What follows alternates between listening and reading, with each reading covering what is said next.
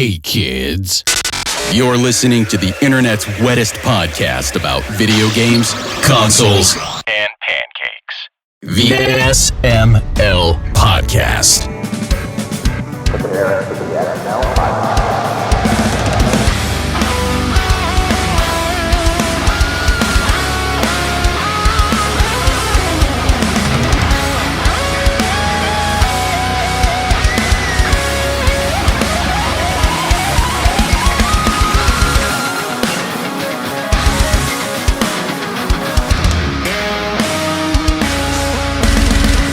What's up, everybody? This is the SML Podcast. I'm your host, Joe. Joining as usual, Jacob, Aki, Bri. How are you three doing? I'm doing great. I'm alive. Same here. Go team. Cheery as ever. I'm here with the positive energy. Which is what we all need. We all need some positivity and some goodness. And when we need stuff like that, we bring in friends. We've got the perfect friend joining us today for positivity and goodness. Jenny Windom is back on the show. Kimchica, how are you doing? Hey, it's good to be back. Hopefully I can bring a little bit of the energy. But yeah, I'm doing good. It's good to be back. Well, this is a unique situation, as in this is your third visit with the third company. Oh my gosh. Yeah. Yep, working on a lot of different projects. How many companies are you a part of? Well, officially, like that I co-own and sort of like lead two. And then, for example, Ivy Road with Wanderstop and Kepler and some of my other projects that I've worked on, those are just like day jobs. They help pay the bills. You know, they're more traditional work situations. But Wholesome Games and Soft Not Week are things that I've like helped start and found and like co-own and all of that good stuff. Very cool. So yeah. What is your job with Ivy Road and with Wanderstop? Yeah, so for Wanderstop and Ivy Road in general, I'm the communications director. So basically the person in charge of a little sort of ambiguously the community, the social, any updates you see, also communicating with our publishing partners and like working with our publisher Annapurna, doing events, basically anything that doesn't touch the direct programming of the game itself, you know, really just helping it find an audience. And for the people, wait, who was talking? I was going to ask, how is it to work with Annapurna? I mean, they're kind of like a favorite publisher for me in the indie scene. I don't think I've disliked a single thing that's come out of them in a long time. Yeah, I mean, I was the same where, especially when I started getting into indie games, Annapurna had curated and published like pretty much all of my favorites. And so it's been really cool. And I think folks who've been paying attention to the industry know that there's been like a bit of turnover and like change that's happened at the company relatively recently. The people that we're working with right now are incredible. I will say like they've given us a huge amount of sort of freedom and trust. Like they kind of just say, you know what you're doing, like let us know what you need help with. Oh, that's great to hear. We won't step on your toes like for the stuff that you are passionate about and that you know about. Like for me, I'm really passionate about the influencer relations and like being able to connect with the content creators in particular. And it was great because they were just like, cool, okay, y'all can take care of that. Don't worry about it. We'll focus our efforts like with other elements of the porting and like the PR and stuff like that. So yeah, they've been honestly great to work with. Nice. That was very cool. Yeah, Annapurna, they always quality with what they put out. They have an eye for good. Mm-hmm. So for the people who don't I'm know biased. I'm like, I'm nodding, but I'm like, wait, I guess as a person, there is a conflict of interest in me nodding. Anyway, for the people who don't know what Wanderstop is, give us the sales pitch. What is this game? So Wanderstop is about this warrior or fallen warrior named Alta, who after decades of pursuing her passion, training and trying to be the best possible fighter she can be, ends up losing for the very first time and hitting that stumbling block. And as she tries to figure out how to regain that sort of spark back in her and her ability to win back, she runs into the forest to search for an answer, and she stumbles across a tea shop in this really whimsical forest. And in this tea shop, she is introduced to a person named Boro, who then invites her to basically take a break, stop her quest for just a little bit, and brew some tea with him. And the rest of the game ensues as she then pretty much has to learn to take on this role of someone who brews tea for people who come visit the shop in the woods, and grapple with her desire to go and like improve herself and be better versus staying what she feels like is in this stagnant place. So that's like a good overview. Of course, lots more happens in the story in terms of just the learning that she has, but I'll stop there and not spoil anything. I enjoy that as soon as you get control of the character, it's up to you to decide, want to go make tea or run back out into battle? And I ran back out into battle, and of course, I became exhausted. Is there a battle in the game? Do you get to fight anyone? I mean, I don't want to necessarily spoil too many things for folks. I will say there is no combat in this game. This is definitely not a game with secret combat.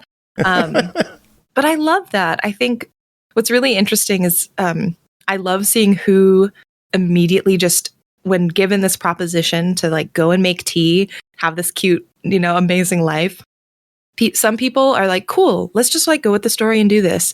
Then there are some people who, like you, turn right around. They're like, nope, going back into the forest. I gotta see if there's something there. And it's really fascinating to see just the different ways people have played this game. And it's a little bit of a personality test at times, I think. I ran into the forest 5 times in a row. Yep, me too. I was just like, there's got to be more. I gave up and made tea pretty much right away. I was very excited about the tea machine. So I feel like... go ahead. Sorry. You can go, Bri. Oh, no, I was just going to say, I feel like the Wanderstop was such a magical place full of whimsy, and like it was a character in itself, like the location. I don't know if it was meant to be treated that way, but it certainly felt like that to me. Yeah, I mean, I figured I was supposed to make tea, make tea, not war. And so, it was more so dealing with everybody that came in.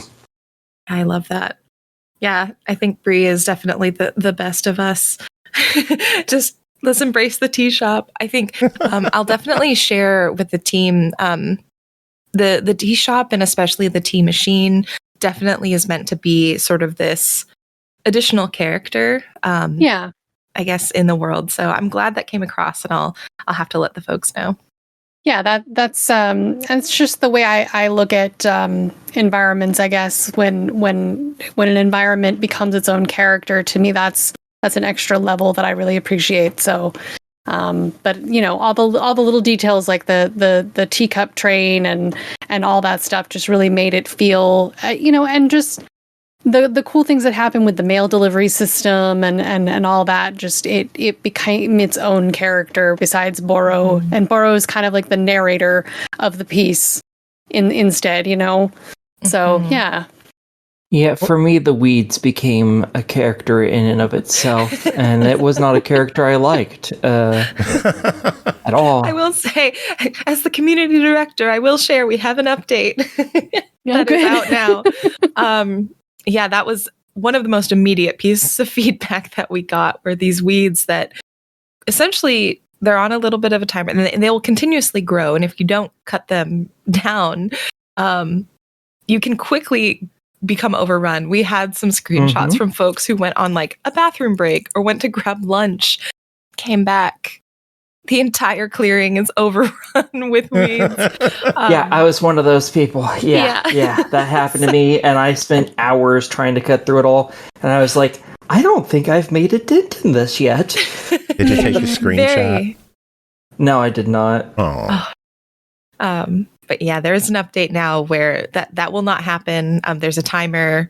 So if you're like sitting or inactive, essentially it kind of like stops the weeds from growing. So you're not going to run into that in the future. Oh, that's good to hear. Awesome. That makes my life so much better. Yeah. Now we just need a button that's weed be gone forever. Just we'll have the fertilizer update, or what is it? The weed, not fertilizer, Weed whatever killer. is the thing. Yeah, the weed killer update. Roundup. I know I would welcome that if nothing else. What has the community reception to the game been? Really, it's been really touching and really powerful. I think I've had the fortune of being able to work on a couple of games that I think have really impacted people. I think Garden Story, way back in the day, like that's a game I think really impacted people, and I could feel it when reading through community stuff. This game is definitely up there with that, where people are emailing and writing really vulnerable and sharing really vulnerable sort of moments or stories about themselves and how they relate to particularly this idea of burnout, of striving for perfection and not hitting it. And so I've felt very honored in a way to hear some of these stories, and like the fact that people feel compelled to share because of the game, I think is really powerful.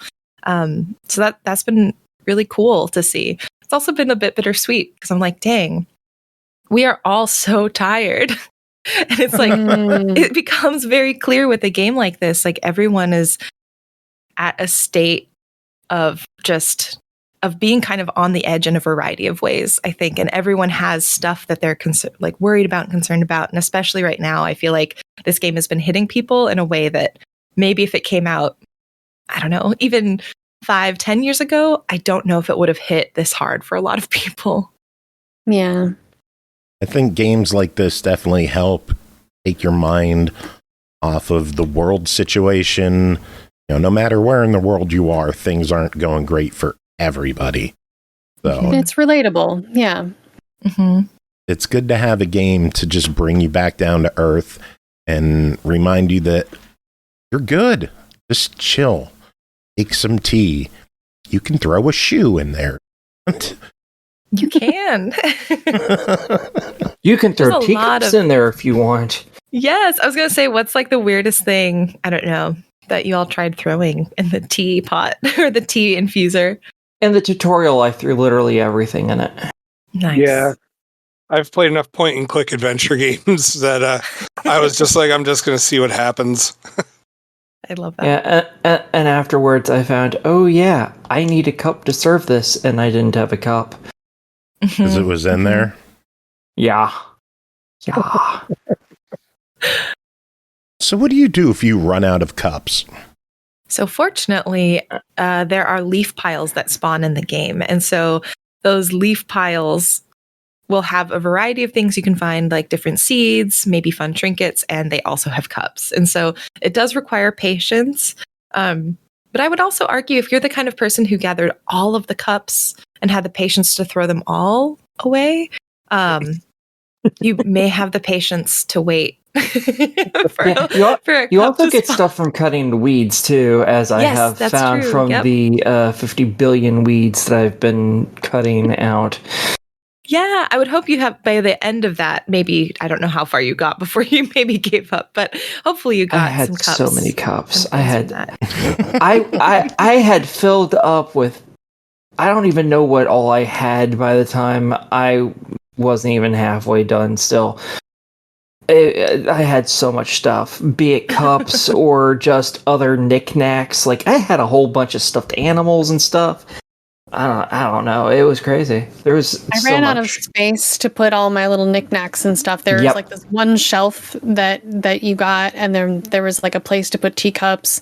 And I started running out of space, and I didn't know what to do with all the cool little things. You can only hold so many of them in your inventory, sadly. Mm-hmm.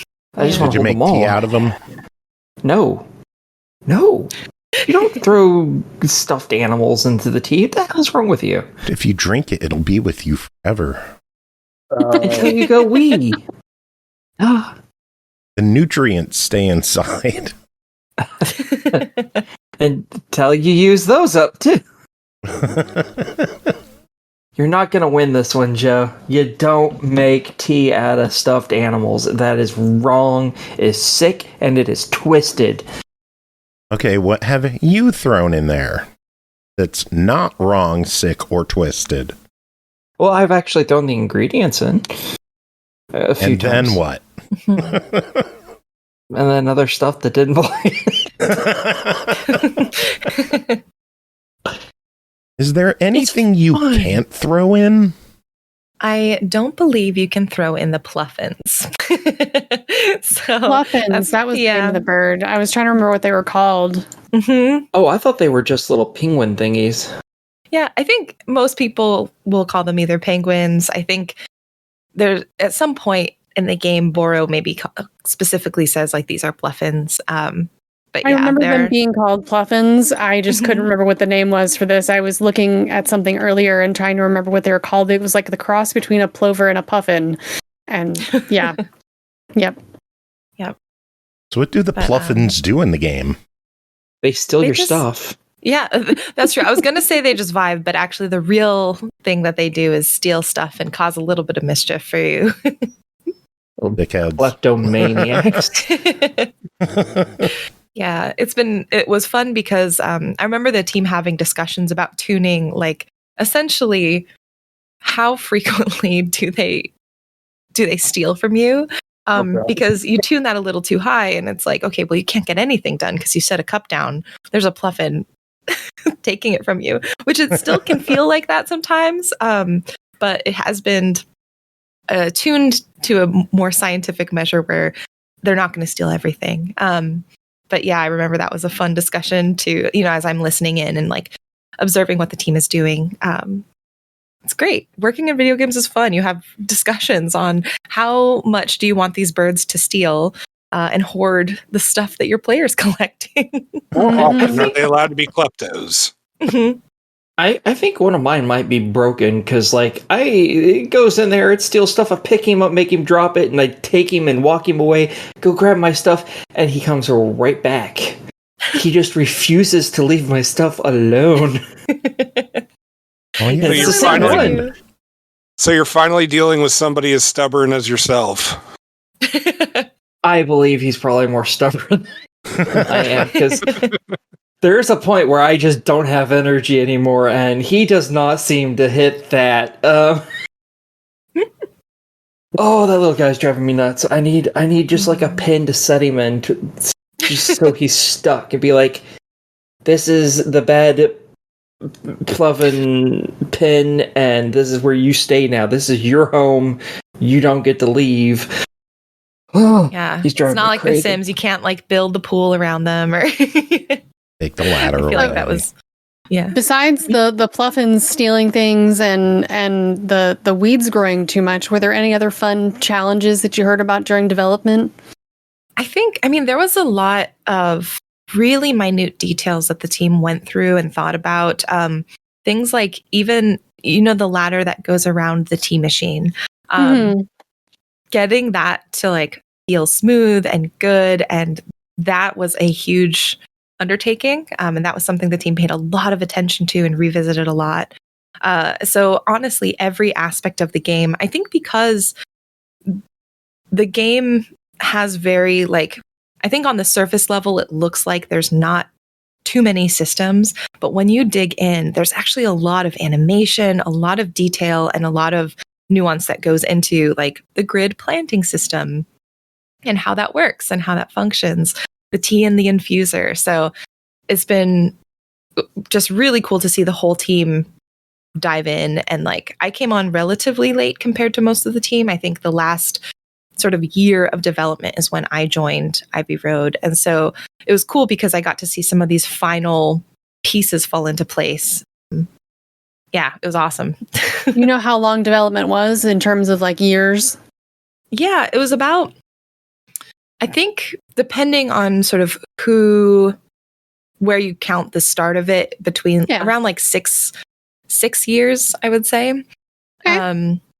So it's a pretty hefty amount of time to spend on this game. And I think what was really interesting is Davey, the studio founder and the creative director of Wanderstop, he talked about how a lot of the initial like thoughts in terms of like what cozy games especially meant and the types of cozy games that were even around when he was conceptualizing this title, that whole landscape changed by the time, Wanderstop came out, because cozy gaming wasn't a thing when he was conceptualizing this. And as this was being developed, tons of games around this idea of, even brewing tea, the number of tea brewing games that have come out in the last few years is, I would say, pretty significant. And so it's interesting to see how even in that relatively short time, the landscape of the games and the cozy gaming genre has really evolved. Definitely. What do you like most about the cozy genre of gaming? Oh, that's a tough and good question. What do I like most about it? I think there is a sense of I think it's in the name, right? Cozy. For me, it's the sense of comfort and safety that I can find in these games. Even when sometimes these games deal with really challenging, like emotionally challenging topics. Like I think Wanderstop is a prime example just because it's a game that deals with some really hard topics and also has some really like intense moments by the time you get even like halfway to 3/4 of the way through, I would say. Spiritfarer is another example where I'm like, I had to take breaks during that game. I cried so much. That was an amazing game. It was beautiful. And at the same time, I was like, this is such an intense game, but I feel safe when I play it in the sense that, I don't know, just everything they've done around its design. I still feel safe and cozy personally. I will say cozy is such a vague word for every person. It probably means something a little different. But for me, it's that if the game can have a feeling of safety and comfort, that for me is like a really nice experience. Have you worked on any games that aren't cozy? Oh, yes. I don't know if you all recall like Scorn. I think that's probably my least cozy game that I've worked on. Scorn. I worked on Sifu, which is it's a fighting game, action game. So there's definitely games I've worked on and games that I love that are not in that sort of space of being softer and cozier. But I don't know. There's something I think also really beautiful about a game that can be like, that kind of takes away what we traditionally think of games, where usually I feel like games are about sort of like conflict or action that pits two teams or two things against each other, where it's like the hero, the villain. Even in, what is it, Pac-Man, you have the ghost in Pac-Man. It's like there's always that tension. And I think cozy games or games that try to like evoke that emotion and feeling are really interesting, because a lot of times it's a little bit more subtle than that. And I think that's cool. What are some of your favorite non-cozy games? Favorite non-cozy? Okay. Mouthwashing. If y'all haven't played Mouthwashing, that is probably my favorite non-cozy horror game. Never even heard of this. No idea what that is. Oh my gosh. Everyone should wow. just stop everything now and play I'm looking Mouthwashing. It is horrific. It's absolutely, it's just like grotesque, and it's not the story is, oh god, it's good. It's really good. So if I would say recommend Mouthwashing. Swedish horror adventure game. All right. I am putting it on my wish list to check out later. So yeah, Mouthwashing Extreme is violence, gore, mutilation, and worse. Yeah. Yes. Yeah, it's messed up. Have you played it? I've watched it. Mm-hmm. I didn't play it myself. It wasn't my kind of game, but Yeah. I have watched people play it, and I know the story. I'm very familiar with the story at this point, so yeah, I know about it at least. Yeah. I would say that's probably like the first game that comes to mind for me, that I think a lot of people, especially those who maybe know a lot of my work in the space, usually they associate me with the cozy, wholesome stuff. And Mouthwashing is honestly one of my favorite games of all time. So, yeah, it's great. Highly recommend. So what drew you to working with Ivy Road on this game?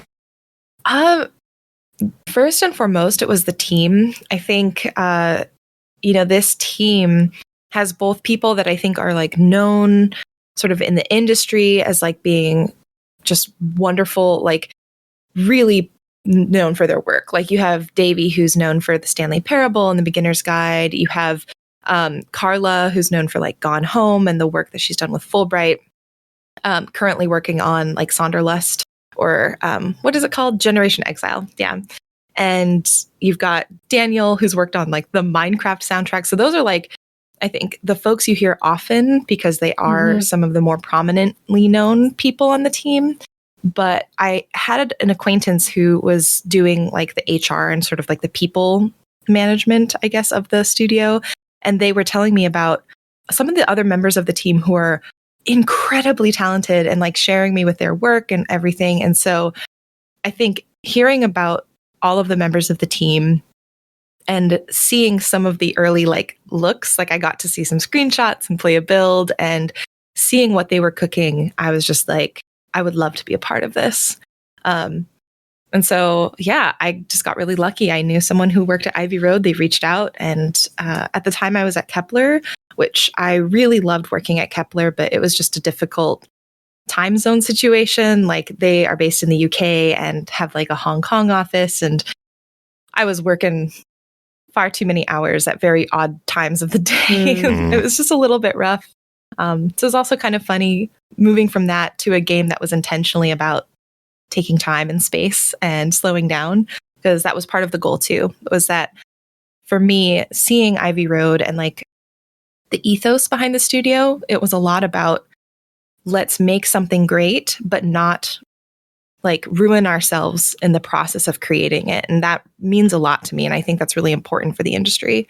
So in addition to the team, that ethos of like protecting the people who are creating the art, that is what hooked me personally. That sounds great. Yeah. I'm guessing you do a lot of PR work for the companies. Have you ever considered starting your own PR company? I have. I think it's one of those things where maybe someday, but it's also really nice to work at the studio level specifically. But nope, I have thought about it because honestly, I very much value my own like independence and ability to make my own calls and things. So maybe someday. Do any studios have you locked down as in like you can work with us, but you can't work specifically with those people? No, I think, and that's been an important part for me, and just where I'm at with my work in the industry. Previously, I've been at previous studios that have had that where they're like, you cannot take a job at other studios. You can maybe do your own personal projects, but don't work anywhere else. But for me, and what was really, again, a benefit for Ivy Road, and even back when I was at Kepler, is I've always been very open about the fact that I'm like, I love doing multiple projects. I love staying busy, which again, not a good thing necessarily. I'm trying to change that. But Ivy Road's great because, obviously as long as it's not conflicting with my hours and my work there, and not a direct conflict, like if I was joining a studio that was making a game called, I don't know, Wanderstop, and they were making a game about a warrior with tea, that would probably raise some eyebrows. But yeah, it's really nice, the ability to just be able to also take on projects that I want to. And it's cool because looking at the games you've worked on, they are all so drastically different. It's been fun. It keeps things interesting. Makes the PR list a little hard and the outreach list a little hard, because the people who play like Wanderstop, not always the same people who play Scorn. You know what I mean? Weird, because I think I played both. Yeah. Yeah, I think maybe I think all the games that you listed that you had worked on, I think I played every last one of them. Yeah. Oh my gosh. Yeah.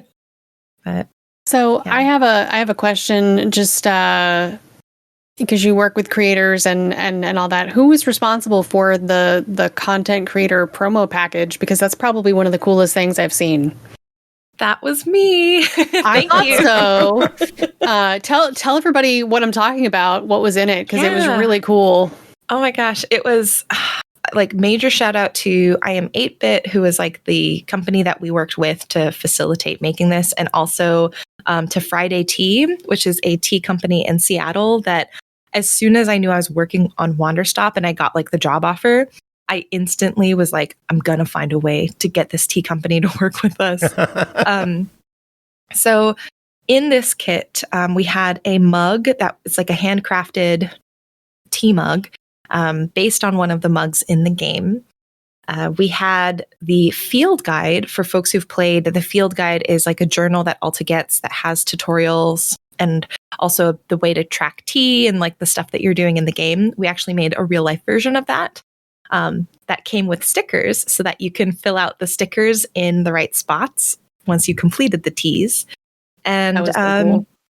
Yeah, let's see what was. Oh, and sort of the big thing, I guess, in addition to a Pluffin shaped tea infuser, was a selection of teas that were from the game that I worked with Friday Tea to create custom for this kit. And so there are teas like the chip tea, I think it's the Azzy fruit tea. These are teas that don't exist in real life, but Friday Tea is a company that is founded by someone who has, I think, like taste sort of synesthesia.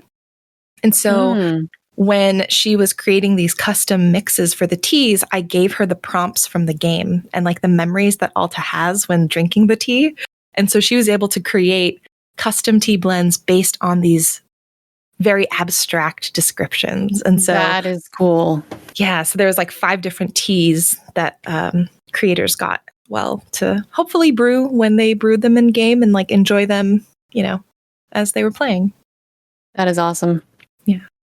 I love making those kits. I think it's one of my favorite part of if I get the budget to do it. Oh yeah. I love doing that. What other fun kits have you put together in the past? Let's see. They're pretty much for every title at Kepler, I got the budget for it, which I don't know how I got that, but I did. For Scorn, we had like these really cool Scorn controllers. Sifu, we had like a bunch of things like from the game in this amazing like box. I did one for Chia where we actually in the game there's like a ukulele that the character plays. And we actually gave out ukuleles to folk. Oh wow. With music from the game, like the little sheet music. Oh, that's fantastic. Yeah, I don't know. I feel like I've had the Pacific Drive, that one I'm super proud of. With Pacific Drive being a driving game, we gave them the creators toolkits, like actual metal toolboxes with like custom shirts that are like I forget what they're called. You know when people are working in the mechanics shop and they have those button-up shirts with their names on it? We had shirts. Yeah. So we got those custom made for the creators who we sent the kits to, in addition to a bunch of car stuff. So that is so cool. Yeah. Again, it's only when we get the budget. I feel like a lot of studios are tightening down a little bit. So I've been very lucky to be able to do some creative gifting like that. I know Bri wants one of those Wanderstop kits. So. Oh, of course I do. Oh my gosh. I wish we could have made more. I'm hoping we're, I guess, don't tell anyone, but I'm trying to see like what merch we can get created and I'll let you know if we're able to get those back in production. Yeah. That would be so cool because I know a lot of people would love that. Clearly you need Pluffin's plushies. I mean, yeah. Oh my gosh. The requests, I'm honestly very curious because it feels very like neck and neck in terms of Pluffin plushies or like Boro merch. We've almost gotten equivalent numbers of requests for either Pluffin merch or Boro merch, which honestly, I'm like very happily surprised by. I thought Pluffins would win by a landslide in terms of requests. People love Boro. They want more Boro in their life. Well, I mean, he's the voice of wisdom. He's gentle. He's kind. I mean, I totally get that. He's got a good vibe. Yeah. Full-size Boro body pillow. Yes. That would be incredible. Boro's big. Honestly, Boro would make an amazing body pillow. Yeah. Like a big beanbag chair. That would be so nice. Oh my gosh. Oh, so what's up next for Wanderstop? Has there been any talks of additional content to the game, or is this game considered done and move on to the next project? No talks or words of like additional content. Like this was definitely meant to be what is it?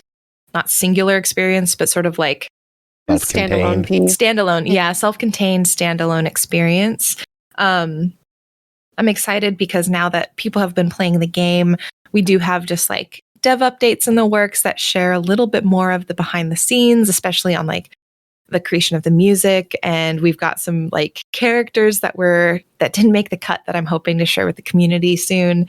So even though we don't have like new content that's in game, we've got stuff that we're still sharing about just the process in the game itself. So yeah, but we're definitely just like enjoying launch and just sort of allowing ourselves to rest, trying to take a note from the, the game itself, and let the team, have a little bit of time to recuperate after working on a game for 6, some 6-ish years, 6+ for some people. So it's been out a couple of weeks now. How's the reception been? How's the critically word of mouth, sales? Has everything been doing well? Yeah, so far, I would say it's like, knock on wood, so good. I feel like very quickly we've been getting some positive reviews on Steam. We like inched into the overwhelmingly positive for like a day, and then we were back into very positive, and I was like, come on. So if anyone has played and wants to leave a review, I'm not saying what kind of review you should leave, but just it helps out the devs if you leave reviews is what I'll say in general for any game on Steam, actually, especially for indies. It's actually, we talk a lot about wish lists before games come out. If you liked a game, it means a lot, both emotionally, but also just from like a business standpoint. If a game has reviews on Steam, it helps a lot, like even for funding for their next game. So definitely leave reviews for games that you like. But no, the reception's been great. We're now in sort of like, I'm as the marketing person and comms person, just applying to different events and just trying to like find different ways we can continue spreading the word. So it's a good time. What kind of events you got coming up? So we are participating in Ludonarracon May 1st through 5th. Very excited about that. It's a personal favorite game event of mine on Steam. So I love it whenever I work on a game that gets accepted to that one in particular. And I don't think I can share the others quite yet. So I can say no, not unannounced games, just unannounced event participation. But you can follow us on Blue Sky and everything if you would like to know more. What is your Blue Sky? Our Blue Sky is at Ivy Road Games. Very straightforward. Yes. Very good. Thank you for pimping Blue Sky, that other place. Yes. Oh my gosh. Everyone should leave the other place, is my firm opinion. We have. Our account is still there, just to like sit there. But I'm done with that place. Yeah. That's a wise choice. Yeah. So what's Ivy Road got working on next? Is there any talk of new projects? Anything in the development stage? So pretty much, I mean, every studio that is hoping to stay in business always has at least like one game they're prototyping, one game they're working on. Not able to share details on that yet, but definitely we're hoping to stick around as a studio. So it does mean we are working on, what's coming up next. But cannot share anything at this time, unfortunately. Obvious. Yeah. Bit too early for that. Yeah. And again, we have been doing actually quite a bit of rest as a team. Just like what I've been really amazed by the team is everyone's been encouraging each other, like, hey, like, we're not really doing a bunch of animation this next sprint. So, people on the animation team, you should go take a rest this week. Like, don't work. And everyone's been really good about holding each other accountable for rest, and that people are actually getting that. So that's been just really cool to see, because I think a lot of companies talk the talk of, we want you to rest, we want you to take care of yourself, but they don't actually carve out that time for you. And I've been really proud of the team just seeing that happen. So very cool. Yeah, I worked for a company that was like, oh, we value our employees' mental health, but if you could have your psychotic break on like some vacation time, that would be appreciated. Exactly. Do it over Christmas, please. Please have your meltdowns during lunch. Yeah. Fit it in a 30-minute contained. That's what the walk-in cooler's for. Yeah. As a cost-cutting measure, we're no longer going to supply salt for our fries, so please cry over your fries as you're eating them in the cafeteria. And they'll get soggy. At least for the people who can afford the food. See, now you have something else to cry about. Who did the art on this game? Because I want to give a shout out to whichever artists and animators worked on this. This game is beautiful. Yeah, absolutely. There's a whole bunch of folks who worked on this game that even were before my time and before some of the team's time even on this game. But definitely want to shout out Aura, who's our animation lead, and did all of the rigging, and just, again, the ladder, for example, that I was talking about, that's Aura's work. So good. The Alta climbing the ladder animation, Aura's work. So good. Definitely want to shout out Liz, who's our cinematics lead. She's absolutely amazing. The trailers that you see, if you go to the Steam page and you see like the Pluffin trailer or like some of the custom animations in the game during the cutscene, like a lot of that is Liz as well. Nat, if you go into the sort of 2D, almost illustrated storybook cinematic moments, that's Nat, who is our 2D art director, concept artist, general illustrator. Outstanding. Like some of the most beautiful backgrounds. Actually, my background currently is one of Nat's pieces. And then we have Temi, who's our 3D art director, who was really responsible and like took on creating the tea shop, the tea infuser, and like finalizing the character of that space, and really honed in on like what makes the space special. So among many other things, I think those are like sort of the folks. I hope I'm not missing anyone, I'm thinking. But in terms of art, I think those are like the core folks who really worked on it. Of course, with like support from people over the years, who, again, I think a lot of them were before my time. Sounds like a good team. It's a great team. I think really that's what's like a good team is what can keep you in a role, right? And be the biggest difference in you loving your work versus really not loving your work. And I think what's really incredible is that not only is Wanderstop like an incredible game to have worked on, but the team itself, genuinely, I think everyone on the team is incredible. So it's been very like an honor to be able to help convey and like share the game with people. I'm happy they trusted me with that.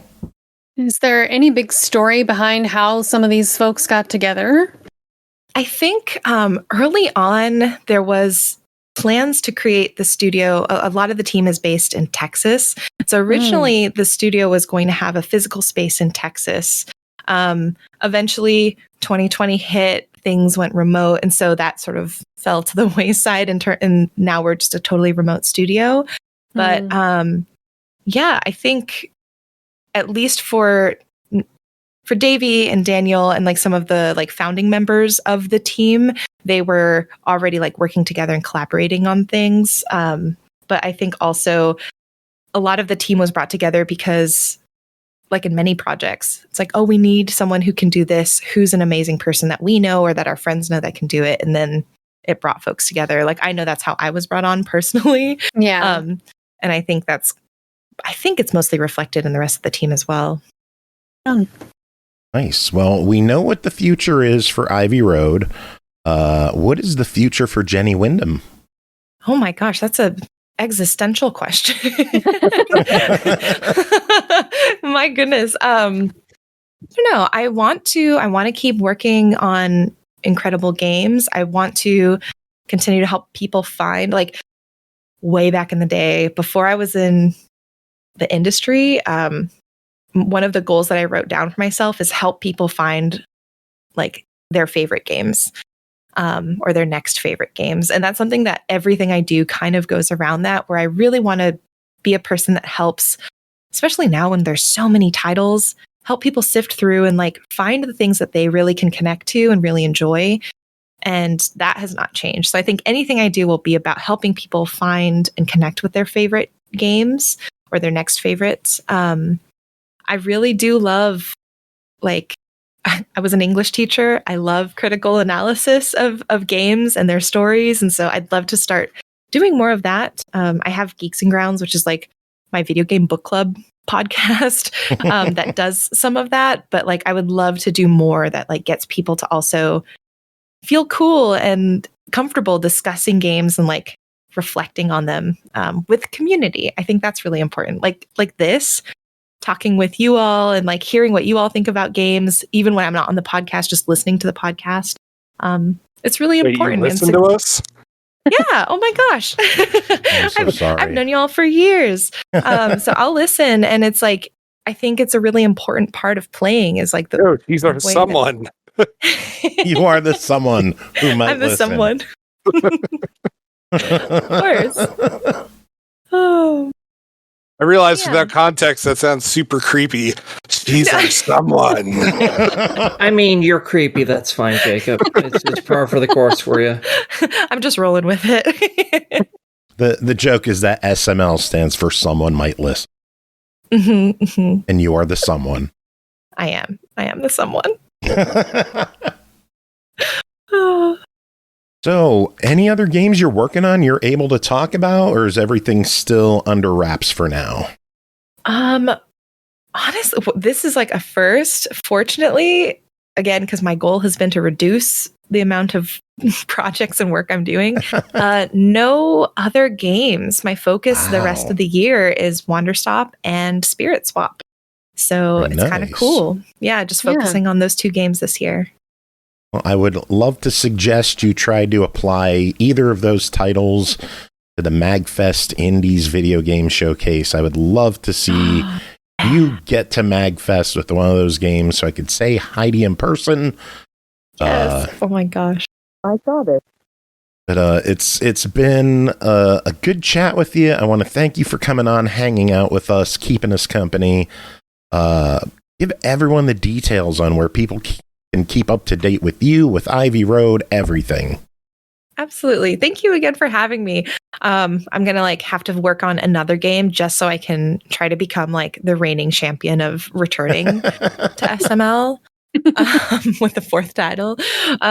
But yeah, folks can find Ivy Road stuff at Ivy Road Games on Blue Sky. We also have a YouTube, pretty much everywhere we're on social, we're at Ivy Road Games. But Blue Sky and then our Steam community updates are probably the best places to just see what we've been up to.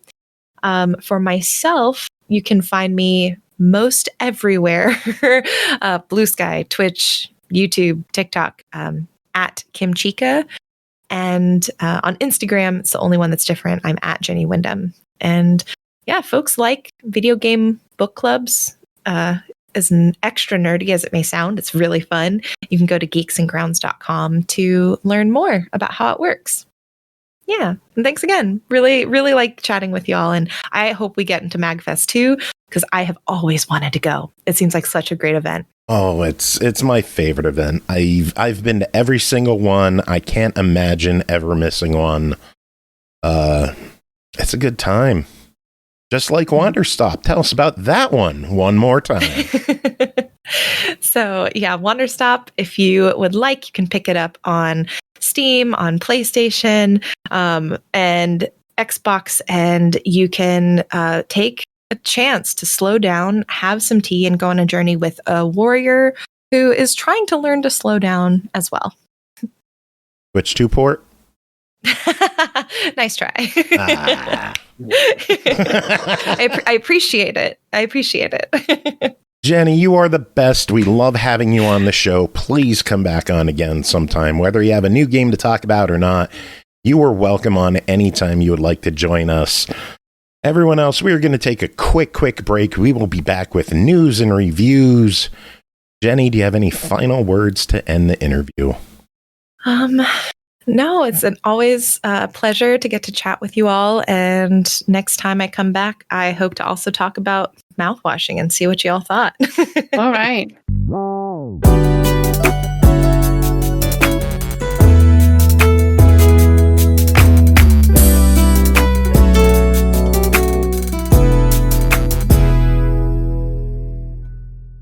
Welcome back, everyone. Thanks for sticking on.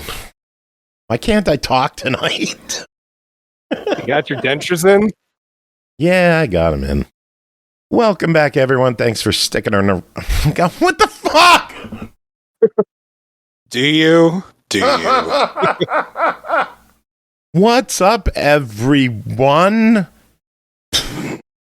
Yo, I thought you said no AI on this show. I can't. Fucking bringing in robots and We're back from break, everyone. What a train wreck. Thanks to Jenny for coming on, hanging out with us, talking about all the good stuff in Wanderstop. Go play it. It is on stores now. You can buy it and enjoy it. Make tea. Yeah. You know what else happened today? What? Switch 2 pre-orders went live. Hmm. Yep. How'd that go? It depends on who you ask. Your bank account. Walmart went live at midnight, and they had an organized line where everyone would just go into a page. It'd be like, this is your number, this is your wait time. Be patient. Target, apparently a bunch of people got orders in, and then their site died completely for like an hour. And then they were sold out. GameStop didn't do anything until 11 in the morning, which was probably the smartest idea. Yeah, because then it's both the people in the stores and online. Huh. Yeah. I don't know if my local stores were busy or not, because Best Buy, theirs was similar in that you would click a button and it would be like, you're in a queue. And then it would boot you. Re-enter the queue. And you wait like 40 minutes. And it's like, you could buy one. And I bought one. Okay. Yeah. Took an hour and a half. Not horrible, all things considered. It's not the worst thing you've done to get video games. No, not at all. Or with playing video games, really. Not at all. What is the craziest thing you've done for a console? Have you ever, either of you, done the camp out thing? No. No, the only thing I did was when Halo 3 came out, I bought the special Xbox, like the special edition Xbox 360 that they released. Mm-hmm. I got that same day. I camped out for a Wii. I was going to say the only console I think I really remember, I pulled some contacts to get a Wii through an ex-boyfriend, and he was best friends with a GameStop manager, and yeah, totally got me on the list to get a Wii before everybody else. Oh, that's Yeah. cool. Yeah. I worked at Best Buy at the time, and there was a fully agreed upon rule by the entire store. No one could save anything for themselves. You want to get in line like everybody else. I didn't have work that weekend. I did have a work meeting the day before. I went up the day before with a tent. And I camped out the entire day, all night, and I was the first person to get a Wii. Nice. Yep. People laughed at me all day long. They're like, what are you camping out for a Wii for? The PS3 was last week. Little did they know. By the time morning came, the line had to be a few hundred people deep. Oh, yeah. And I knew we didn't have enough for everyone. Yep. But yeah, I was first in line and I was number one. Yay. Yay. Anyone in chat, did you get a Switch pre-order today? Curious to know if any of our viewers or listeners were able to win the lottery and get their pre-order in. So come June 5th or 6th or whenever the fuck they send it, I'll be playing Mario World and probably nothing else because I don't want to pay $80 a game. Yeah. I'll get the free Switch upgrades for Zelda games and try them again since I'm an online member. I might get Bravely Default remastered, but I don't know. Mario Kart's the big one for me. That's what you said. Couldn't even hear that. Okay, that's all right. I did it. That's what she said, and then like as soon as it came out of my mouth, it was like, that wasn't even a good one. That's what she said. That mic is so irritating. The long-rumored Oblivion remake finally released this week. Series X and S, PS5, and PC. It runs $49.99 and is on Game Pass. A deluxe edition is available for $59.99 and includes some extra armor, weapons, and horse armor. Of course, horse armor. FBC. So, go ahead. Oh, go ahead. No, you go ahead. I was going to say, related to that, there was a mod called Skyblivion, which was rebuilt Oblivion in the Skyrim engine on PC, and Bethesda gifted the whole mod team copies of Oblivion Remastered. That was pretty cool. Yeah, that's badass. And they said that work on Skyblivion will continue. Yeah. So, good shit. Horror Acolyte is mentioning Split Fiction on the Switch 2 isn't on a cart. Most third-party games are not on a cart. They are all on those key cards that you gotta pop in and then download the entire game to your memory. Instead of, having game on a cart, which is what people want with carts. The whole fucking point of carts is to have the game on it. It's nuts. And people who are worried about file sizes on the Switch, everyone's like, oh, it's a small system. It's going to have small file sizes. They're going to optimize it really well. Fortnite, 30 gigs. Cyberpunk, 57 gig. Hitman, World of Assassination, 61 gig. Street Fighter 6, 49 gig. Split Fiction, 71 gig. How the fuck are you going to fit those on 256? Yeah. One game at a time. It's embarrassing how little memory Nintendo put in this thing. Yeah. Straight up embarrassment at this point. Seeing these file sizes, Nintendo, if you're listening, you're fucking stupid for only putting 256 in this thing. Hopefully it'll be upgradable at some point. Yeah, SD Express cards, SD Micro Express. That's the only upgrade. Is there cloud gaming on this thing? I don't know. Because I'm wondering if it's that. Because remember a couple of years ago, they started getting real chummy with Microsoft on some shit. And, I don't think they're doing anything with cloud gaming. The only stuff with cloud gaming they've done on the Switch is for games that couldn't run on the Switch. So you would play cloud versions off of a system that could handle it. I don't know. Pretty ridiculous.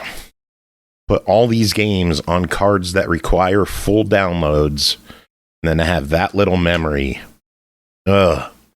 Yeah. As it forces, I will only be buying first-party games on this thing.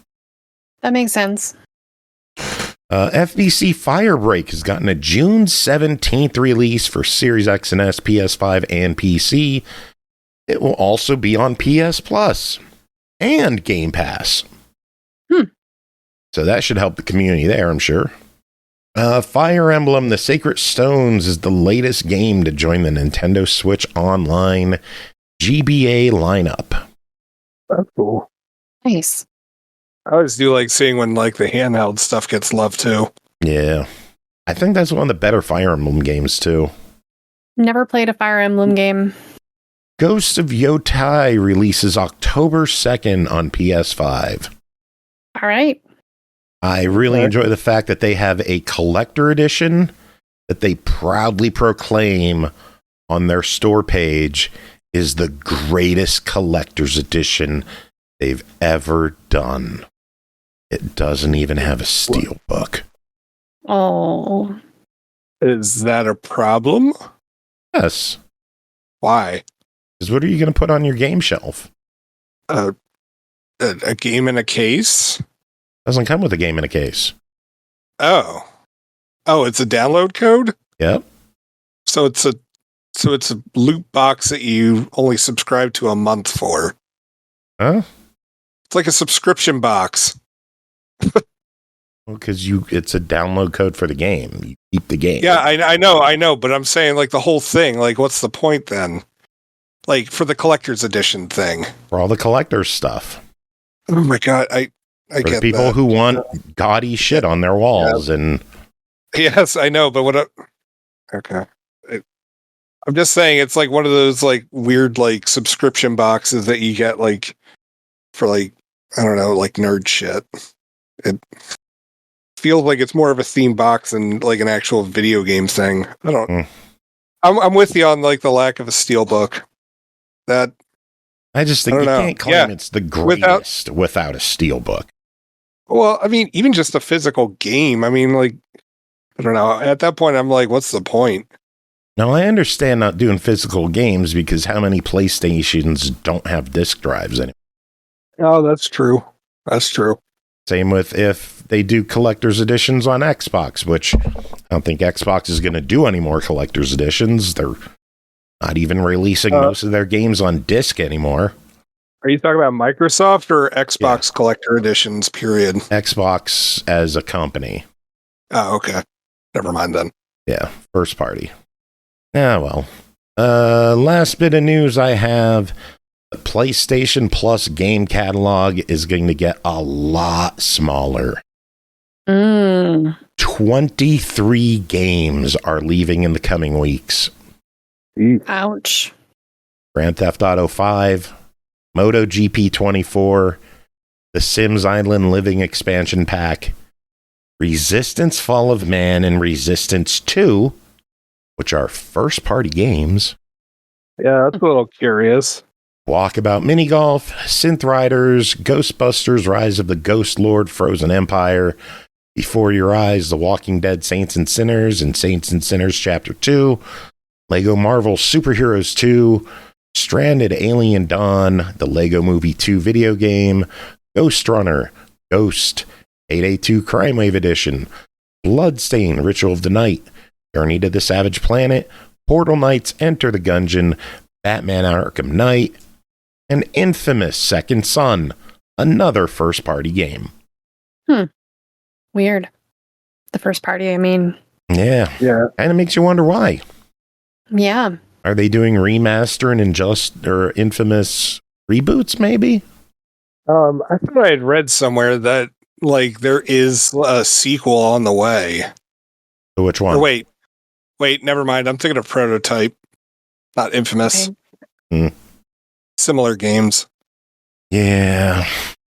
Aki, what news do you... Oh, that's right. She left. Wait, but then you're going to put this back together as if she hadn't left. That's what I say at the end of the show. Welcome back. I just didn't address that she left already at the beginning like I should have. Bad host. It's all right. I still love you. Bri, what kind of news do you have? I really have nothing this week. I was playing some Crime Scene Cleaner, and I watched Jacob stream Disney Dreamlight Valley, and I got to see the new Alice in Wonderland stuff, and that's all I got. Take it away, Jacob. All right. Well, the latest free update to Disney Dreamlight Valley gives us the Alice in Wonderland realm, where after doing some stuff, you can bring Alice and the Cheshire Cat into your village. The level design is honestly really fun. You can tell that they really have like a love for the source material. And I'll be honest, I was really disappointed. Like, I couldn't get like a pencil bird as a companion. I really wanted one of those, but and so along with it, we're also going to be getting the uncrafting table, and you can expand your storage containers to like the full maximum amount of, I think it's like 60 items or something, 50 or 60 items. So that'll be a big help. So I don't have to have like rooms just full of refrigerators, like to keep all of my food, which is really weird when you say it out loud without context. But anyway, the other cool thing is that in the premium shop, the first round of Star Wars stuff is dropped. This week is R2-D2. You could dress up your house like a Naboo building, and then there's like a Naboo style furniture that's available. So yeah, like I've been having a blast with it. So if now's a good time to get back into the game if you weren't already. Nice. So what other news you got? Let's see. Until Dawn early reviews are in on the upcoming adaptation of the video game, and critics are not nice to it. Essentially, like, it's not the worst thing, but you like it. Yeah, Jacob. What? You know we have a button for this. It's Movie Watch. There. Well, it's okay, because even though I messed up on that, I could still talk about another one. Outrun is getting a adaptation over at Universal. That was rude. Anyway, Michael Bay, I believe, is directing it. Oh no. Yes, Michael Bay is directing, and Sydney Sweeney will be producing. I wonder if she's gonna also like star as like the blonde hair girl from the games that like sits in the car with you. But yeah, I find that kind of interesting that Universal is just like, yeah, let's give this let's give it a spin. Because Fast and Furious is wrapping up like relatively soon. Oh, it's theoretically. I mean, at least mainline movies, but it'll never. Anyway, probably fucking not.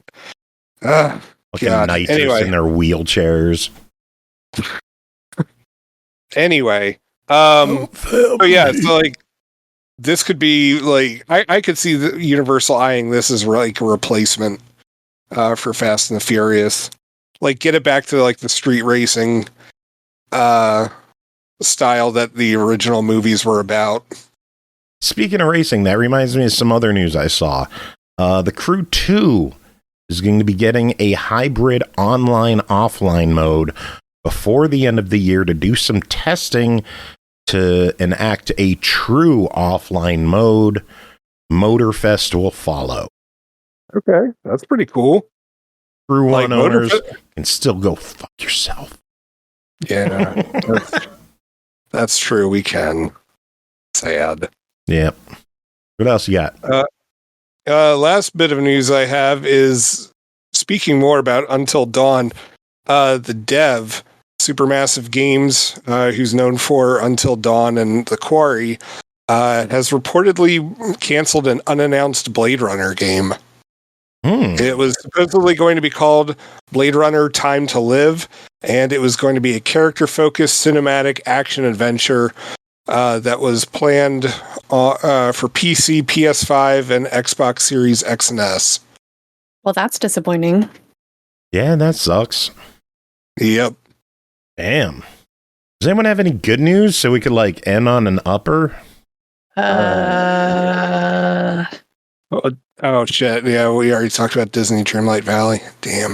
What a crock of shit that was! Oh yeah, we didn't talk about Oblivion Remastered shadow dropping. Yes, we did. That was like the first thing we talked about. Oh shit! I missed it. How? I did. Did you guys know Tony Hawk is going to be on Game Pass? I kind of assumed. I mean, it shows up on my Xbox. Bree, help me. Please help. How? You in the back. You're going to take 2 dicks in the back? Jeez. Oh, goodness. Are we moving on to reviews? Yeah, let's do it. Jacob, are you ready?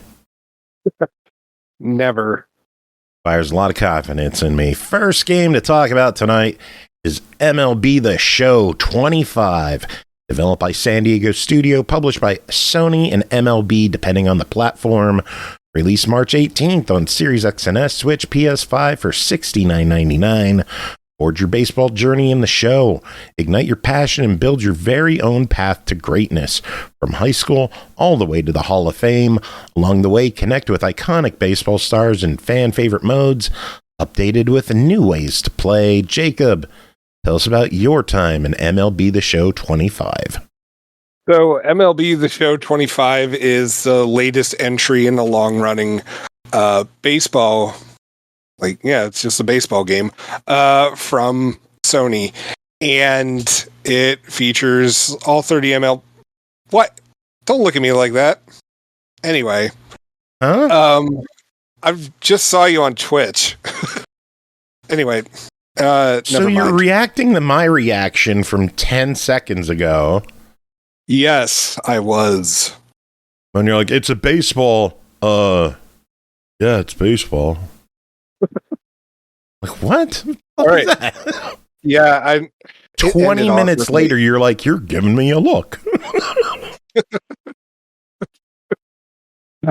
Whatever.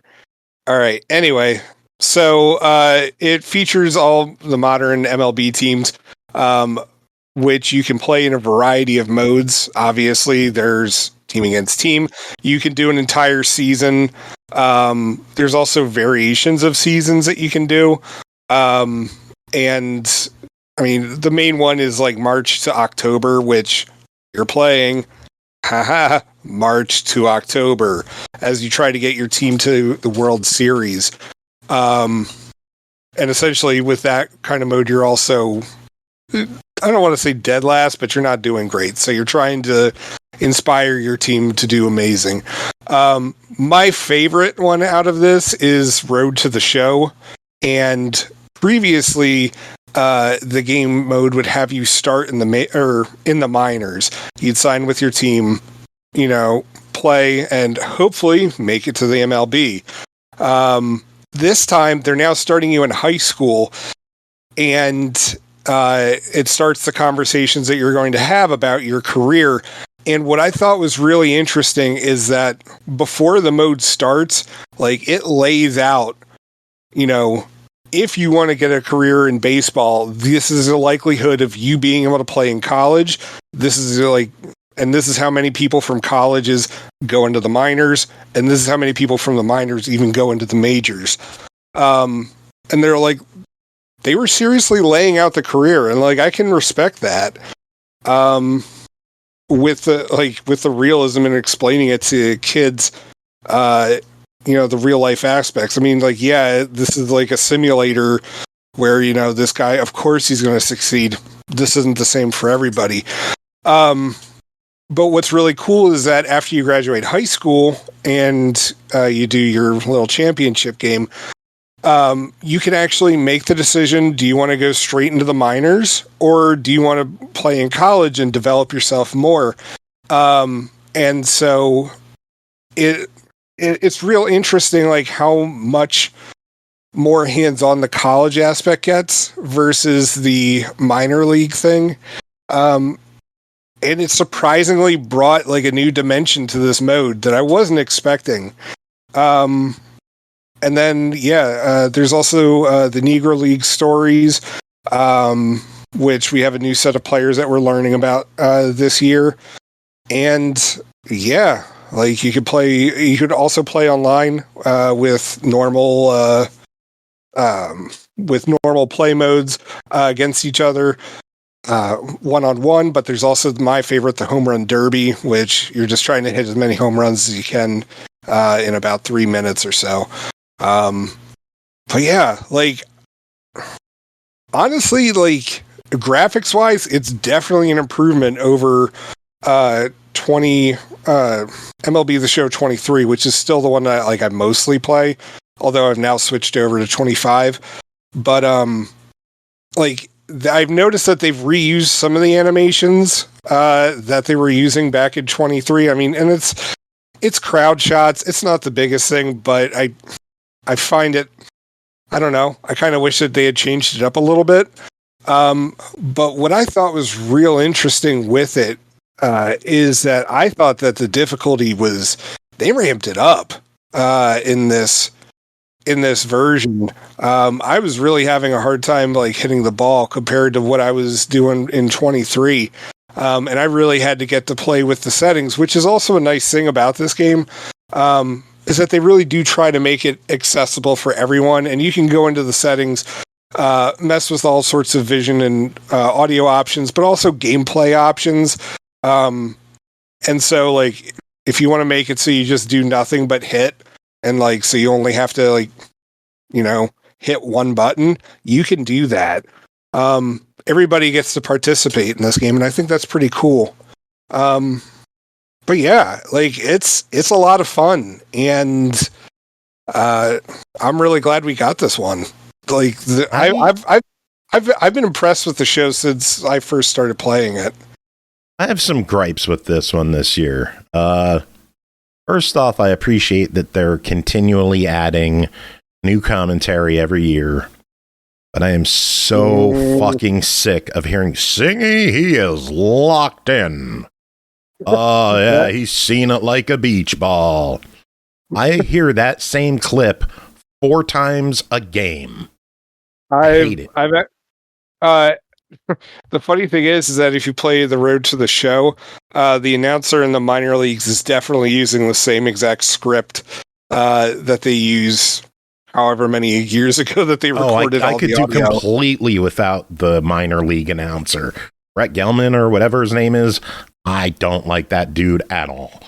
I'm still mad that they could have every fucking last name in the world except Cam, which they have as a first name.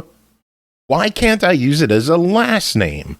So for the 5th year in a row, I'm just Joe Daddy. Joe Daddy. Daddy stepping up to the plate. He had 4 home runs last game. Blah, blah, blah, blah. Speaking of home runs, the game has a glitch. You cannot hit more than 255 in a year, or it resets to 0. I don't know. My guy's batting like 750, I think. But that's also Road to the Show, so. Yeah. I think I had 400 home runs in my last year. Oh, man. But it only counted 255. Interesting that there's now a limit. It's just poor programming. They just never changed that. I mean, all right, but to be fair, realistically, nobody's going to hit 250 home runs in a year. That's not happening. I mean, on casual, you're goddamn right people are going to hit 250 home runs a year. I know that, but realistically, in real life baseball, like, nobody's going to do that. In real life baseball, it'll never happen. Yeah. Neither will hitting an 800 average, but it's still in the game. Mm-hmm. They announce when you hit your 100th home run. That's never going to happen in real life. There's a lot of stuff in the game that doesn't account for happening in real life. Ending, like home runs capping at 255 shouldn't happen. Not after the game exists for this many years. I appreciate that they have cross-play and cross-progression. So if I ever decide to pick this up on PlayStation, or if they ever give it away over there, I could play on there as well. That's cool. Yeah. It's a $69.99 game. Jacob, what are your thoughts on the show? Like, honestly, I mean, if you're on the fence, like, buy it, like, try it. I mean, it's on Game Pass. Is 24 still on Game Pass? No. Oh, okay. All right. Well, honestly, I do recommend this game. I think, I think it's fantastic. I have a ton of fun with it, but it also wants you to get into the game, and so there's like a ton of tutorials that you can do. The game has plenty of settings that will make it easier or more difficult if you want it to be. And I think it just it tries to reach out to everybody it can, and I really enjoyed it. It's one of the few sports games that I love. Yeah, I can agree. It's worth picking up. I just really wish they would either get new announcers completely or get rid of some of the lines that play way too much. Like, how do you play out of in major leagues yet? Or are you still in minors? What, my guy? Yeah. He's still in minors. And what about previous years? Previous years? Yeah, I made it to majors. How many times have you heard the singing? He is locked in there. Oh, God, at least once a game. At least. Yeah. And then there's also that, story about, how a baseball hit the one guy's bracelet and, it destroyed it or whatever. I do like that if there's a blowout, they'll be like, well, it's a blowout, so we can talk about whatever we want. Who's your favorite mascot? What's your favorite stadium food? So there's good stuff in there, but some really repetitive stuff. That reminds me, yeah, the ads that they run, that the announcers run during the minor league games, Yeah. Those are funny. And I will never touch online in this game because I've tried in the past and I'm not good. Oh, And- just play Home Run Derby. I'd rather play Road to the Show and just keep winning World Series. It is the only way my Marlins will win. Yeah. Next game to talk about, Lost Records Bloom and Rage Book 2, developed and published by Don't Nod. Book 2 released April 15th on Series X and S, PC, and PS5. The package of both episodes is available for $39.99. Embark on a new narrative journey by the creators of Life is Strange. Film your summer of 95 and create memories of a lifetime with your new friends. 27 years later, confront the dark secrets made you all promise to never speak again after that fateful summer. Bri, fill us in on what's going on. So yeah, the conclusion to the story, Tape 2 Rage, is finally here. We get to find out the rest of what happened in this narrative. Tape 1 ended on a cliffhanger, of course. First, let me do a little more recap of what the game is. Takes place between modern times, and the main character's reminiscing about what happened back in 1995. It was a magical summer of friendship and sisterhood, and it was all captured on video by Juan, the main character we follow. After the events of that summer, that included some strange supernatural stuff, the girls separated and vowed to not talk about it. Now, back in the present day, they've been summoned by a mysterious package addressed to all of them, asking them to remember what happened. And they all agreed to meet back in Velvet Cove, Michigan, to open it together. Gameplay is really all about the exploration and the memories, or in the memories.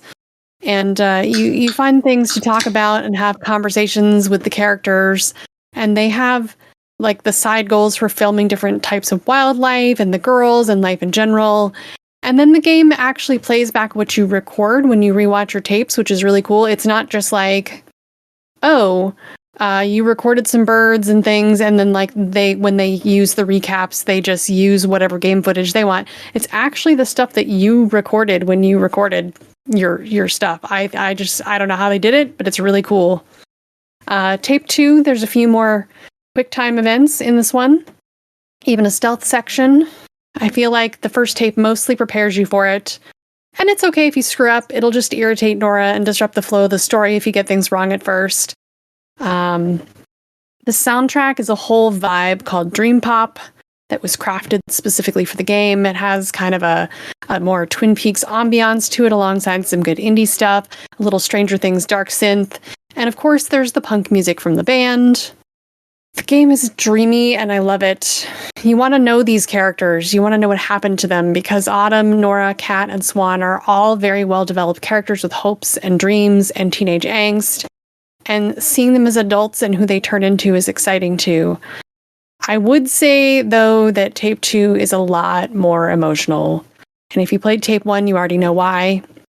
And I cried through pretty much the whole ending of Tape 2. Like, I cried for a good 15 minutes straight. And then there was a credit scene, and then I cried some more. There is a scene selection, so you can go back and replay your favorite moments or film different things, make different conversation choices. Because some choices are timed or don't show up until you've waited a little bit, and you don't always have time to read it at that point. Sometimes your choices are based on observations in the surroundings, and then some choices have consequences or change relationship ratings with the other girls. And at the end of each episode, you get to see the choice stats and that your actions made, and you can see the other choices you could have made. And the answer to Aki's unasked question right now, but that she asked previously, is yes, you can secure romantic moments between Swan and one of the other girls if you lead the conversations the right way. So all that will they, won't they tension, it is possible that you can have romance and such between the girls.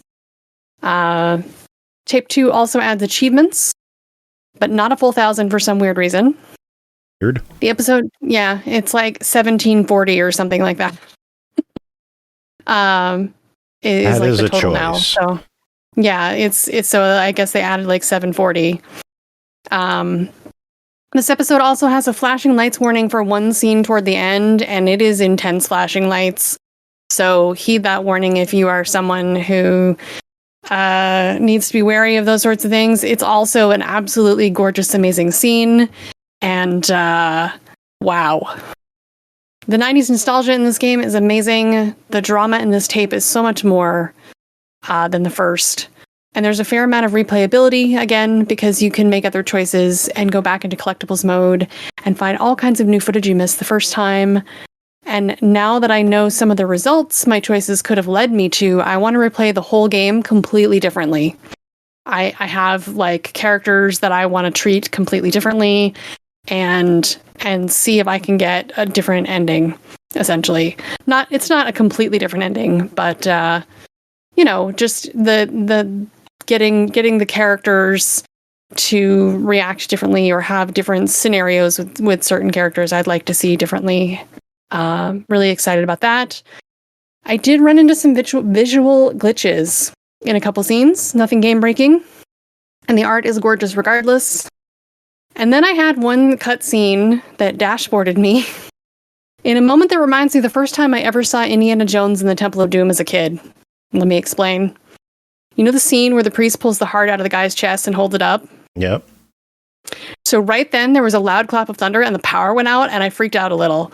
Okay, actually I'm pretty sure I screamed. I'm pretty sure I screamed really loudly. Adult me just sort of gasped at the intense moment in Lost Records, but it was kind of very similar in that, like, because I had just done something pretty intense and it was like dashboard and I was like, oh, what did I do?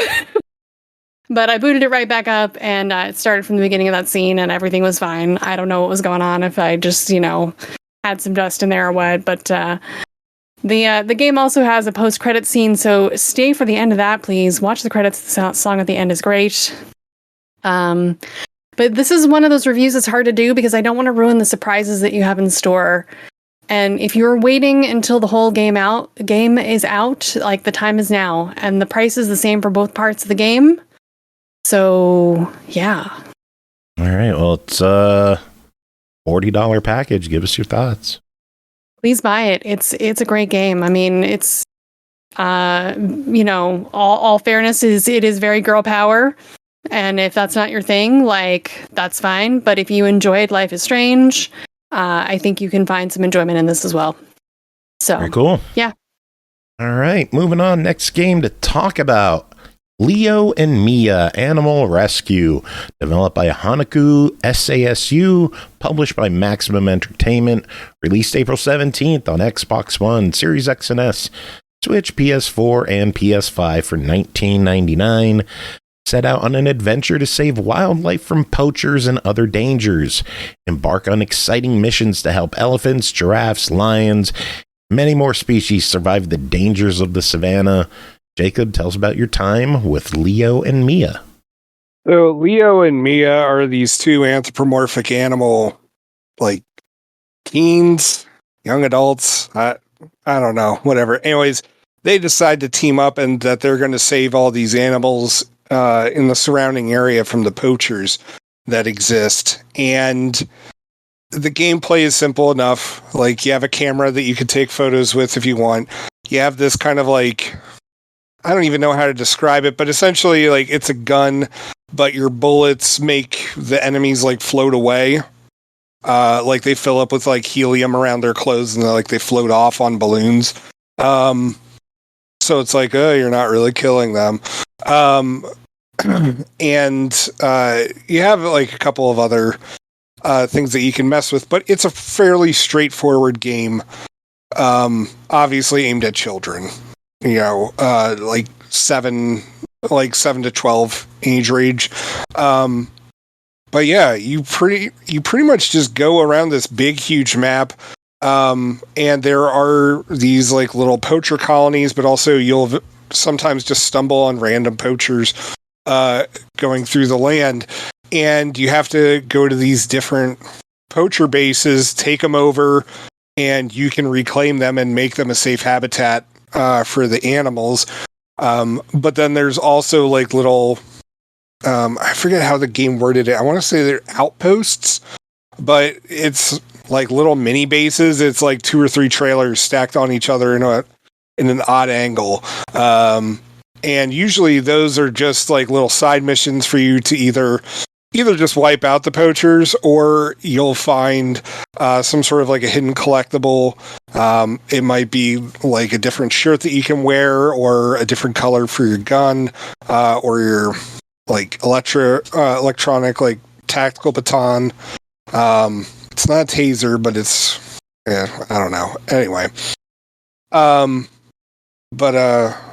yeah. So there's that, but sometimes you'll be freeing animals out of their cages, and then escorting them back. And thankfully, with these escorting missions, they aren't terrible escort missions. Like, so often in adventure games, it's like, oh, well, you have to defend them, otherwise they're going to die. And by the way, they have like 5 hit points. It's not the case with this. It's mostly just like, oh no, there's poachers ahead. You need to take them out before, like, so then the animals can continue going. Like, nobody's going to die in this game. It's just, you have to rescue the animals and you have to make the poachers float away. And it's a rather cookie cutter game, but like, there is a fair amount of exploration in it, but there's also no map feature. So I got lost all the time. Yay! Thanks to not having a map. And yeah, that was super frustrating, and I really wish the devs would include that. But yeah, as I said, like, it's fairly cookie cutter. My main issue with it is that it's really unclear when it exactly saves. It seems to be after every main mission that you've done. But anything in between that, like if you're not doing like a side quest or whatever, it doesn't seem like it saves your stuff. And so like you can lose some progress. But like on the plus side, it starts you back at the base. So if you get too lost, just screw it, quit out of the game and hope for the best. Either way, you'll end up back at base and not lost anymore. But yeah, like it's fine. I enjoyed my time with it. You're fine. Ooh, thank you. Any other thoughts you want to say about the game? I mean, it's a cute art style. It's a $20 game. Like, this is not a AAA title. It looks like a PS2, PS3, kids platformer. It's fun. Like, it. Did your kids get a chance to fit it all? My oldest did not. My youngest played it for a little bit. He liked the idea of it. But he had other stuff to do, and so he never got to tool around too much with it. I honestly figure he'll do it this weekend. He had parties to go to, business meetings Homework to attend. Knowing him, probably. Yacht parties. A heist of, stuffies from a toy store. Well, it's $20. What are your thoughts on Leo and Mia Animal Rescue? $20, yeah. I'd say it's worth it. I got plenty of entertainment out of it, enough that, if I paid $20 for this game, I wouldn't be mad. I wish that, they'd add in some features, make it a bit more clear when the game is actually saving, and a freaking map feature. But otherwise, this is a pretty fun title. I like it. Cool. Sounds good. Next up, Tempopo. Developed by Witchbeam, published by Cult Games, released April 17th on Xbox One, Series X and S, Switch, and PC for $19.99. When Hannah's garden of musical flowers are scattered across a sky full of beautiful islands, she must turn to the magical Tempopo for help returning them. Chaotic and uncoordinated by nature, the Tempopo rely on Hannah's conducting skills to keep on the right track and solve each island's puzzle.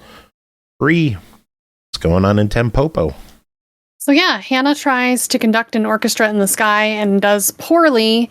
And as a result, her flower friends get scattered across the sky and we have to help find them. The flowers remind me of the singing flowers in Alice in Wonderland. This is voice acted for the little bits that need it. And there's also some songs by the same actress. It's a bright, colorful world where everything is musical and dancing, and there are giant flying turtles and jellyfish and penguins and platypus in the sky. It's a puzzle game where we use Hannah's conducting skills to direct the Tempopo to save the singing flowers. The Tempopo look like little living turnips with leaves for ears, and they have cute little faces, and I just want to smoosh them. There are 2 modes to start with, puzzle and adventure. In puzzle mode, instructions can be placed in an empty space. This is recommended for most players. And in adventure mode, you place instructions on marked spaces, and this is recommended for younger players or those looking for less of a challenge. You can change gameplay mode at any time in the options. Solving the puzzles is pretty easy at first. You need to have your Tempopo move to rescue the flowers, and then safely get to the exit portal of the level. Levels are little sky islands that you can rotate and zoom in and out of, and you get a limited number of moves and specific types of moves to complete the level. It might be 1 up and 1 down motion, or more complicated, you might need to turn a Tempopo into a block to cover a gap. Once you place your moves, Hannah conducts, and you get a little sequence of poppy music as your Tempopo play out your instructions and they dance along to the beat. The types of moves you can make are kind of intuitive, which is good because the game doesn't give you a lot of instruction. It's very trial and error. Not in any kind of irritating way, though. I thought the progression was really good. There are hints you can use on the menu, which with, I would say, seemingly no penalty. If you make a mistake, you can either restart the level, or you can use the dig function to remove the instruction you placed. Kind of like placing a seed. Everything is very garden-themed.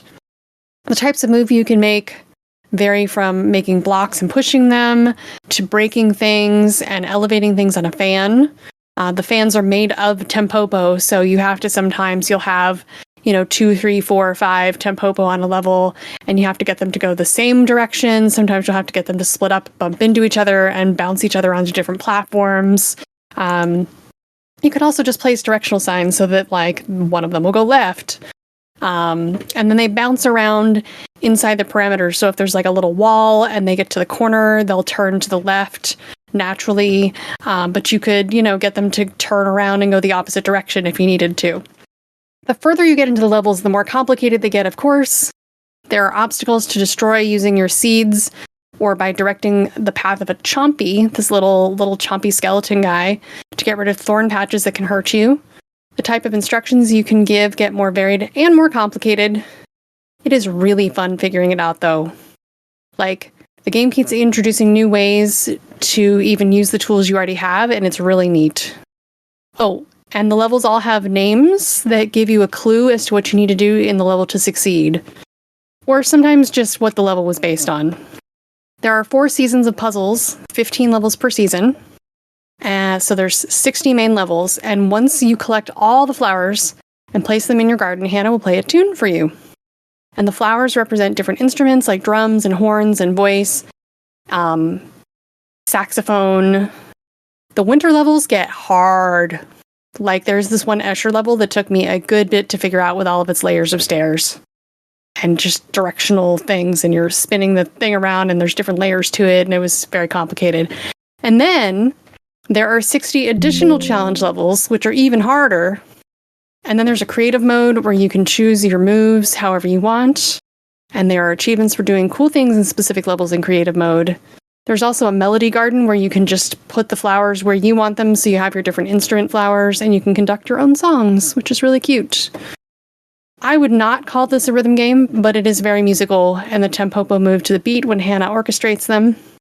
The music does get a little repetitive, but it changes every so many levels, like how each season focuses on a different set of instruments, like fall is the saxophone, winter is like a harp. There's also a garden area where you can plant your rescued flowers, a gallery of art and cinematics, and a journal with info on all the creatures you meet in the game. After hearing all that, if you're still on the fence, I would tell you that this is from the same Australian studio that made Unpacking and Assault Android Cactus. Wide swinging game styles there, but I loved Unpacking, so I thought it was worth a mention. In fact, they've been working on this game so long that there is a TV screen in Unpacking with the Tempopo logo on it. So that was a cool little find on their Steam page. Yeah, and I've heard Assault Android Cactus was awesome, but I've never played it. But that's Witchbeam. So this was the game I kept going back to all week. You can play this casually or power through the levels. I started off playing it casually, a little bit at a time, and then I started powering through the levels because I was really enjoying it.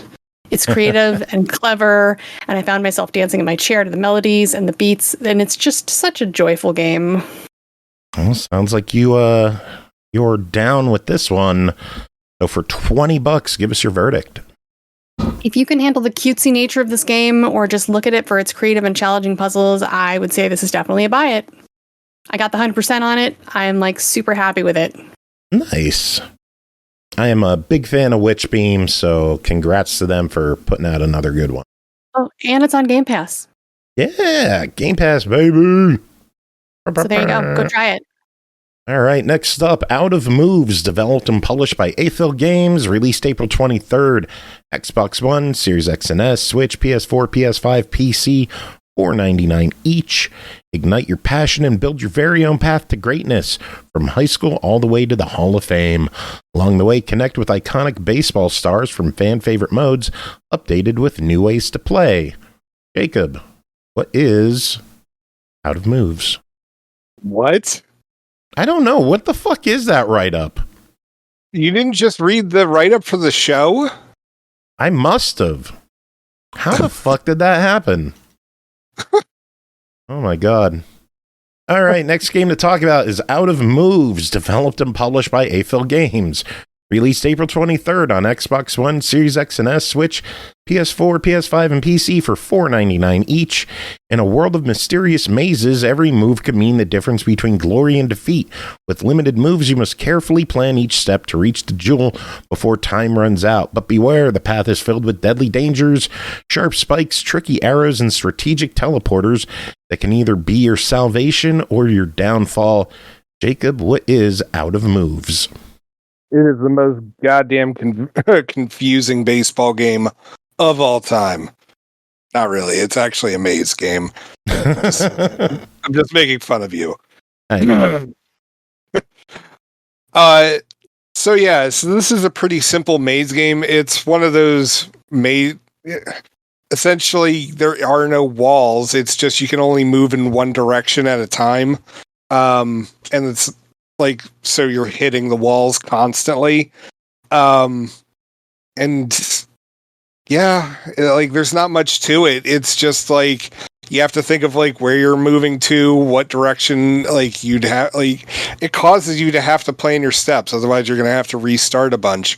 It's a little pixel guide that you're moving through multiple levels. Sometimes you have to pick up keys. Sometimes you're avoiding spikes, but also you can use the spikes to your advantage and land next to them, where they'll act as like a break for you. Just don't land on them. So I thought that was like a neat little trick to do with some of the levels, but the levels are of increasing complexity as you go on, which is standard for puzzle games. I will say that this game really freaking ramped it up, like real quick. It's like you get like 2 levels of like, all right, this is the idea. Now you die. And yeah, it was just like the third one. I'm just like, what the hell's going on? And so I had to go up on YouTube and find an achievement guide, and just follow along with like what the guy was doing. And it was like, oh yeah, okay, that made sense. And then like I tried the next level, realized I'd have to view that video too. And then the next level, like I tried, and then eventually it was just like, fuck it, these are pretty goddamn difficult. So that I'd give it like, 4 or 5 try, like each level, like 4 or 5 tries just to see if I could do it. And the answer's no. Uh-huh. Like it ramps it up real quick. So just be forewarned. Like, it's not bad. It's just, it's tough. Now you're worrying me because I'm going to be playing it tomorrow. I don't know. At the same time, you'll probably do better than me. So Maybe. Is that all you got to say about it? yeah, it's a fairly short game. And I'm wondering if there was more to it. $5, what do you think? There's more levels to it. That's about it. For $5, yeah, I think it's worth it. Like, I enjoyed it for what it was. It's just tough. Just keep that in mind. All right. Next up, I'm doing great tonight. Promise. I'm good. HEGZIS, developed by Clazz Apps and eastasiasoft, published by eastasiasoft, released April 23rd on Xbox One, Series X and S, Switch, PS4, PS5, and PC for $4.99. Put your brain to the test across dozens of unique challenges in HEGZIS, a chill hex grid puzzle game presented in colorful 2D style. Select a stage from serene beach, whispering forest, and more, then progress through multiple levels in each world, placing pieces of connected hexes to form lines in any direction. Bri, tell us about it. All right. In this puzzle game, you have a hex grid with an empty hex shape multiple empty hex shapes inside. And you have pieces to the left and the right in varying shapes like Tetris, but made of hexes. And the primary goal is to place your pieces, called HEGZIS, HEGZE. I guess that's how you say it. HEGZIS. I don't know. Inside the grid until you clear a line in any direction by filling up all the spaces. Each level has different goals, though. You might need to clear a certain number of lines, or place a specific amount of pieces, or get a certain score to complete the level. And the grids get bigger over time, and you get more varied pieces, standard, as Jacob just put it, puzzle progression. There's a really basic tutorial level in the game that I didn't find until later. I figured things out by pressing buttons as I went. The right stick selects one of your available pieces on either side. Y rotates the pieces, which was something that annoyed me greatly because I didn't figure that out for 4 levels that you could rotate the pieces. And the pieces rotate slow. The right bumper moves you over to some special tools you earn as you go, except I couldn't figure out how to select the other tools because the tutorial was unhelpful in that regard. Nice. There is a feast tool that takes out a bunch of pieces in a circle. There's a shovel tool that is an undo, and a cell tool that fills in a single empty hex to complete a line. It took me way too long to realize I could use the right stick to select the other tools, and I swear I tried that. But that was eventually how I got there. You also earn coins and gems. Gems can be paid to continue a level if you fail, which you can do. Apparently, you also level your character as you go through the levels, and that will give you more rewards in the form of coins, gems, and tools.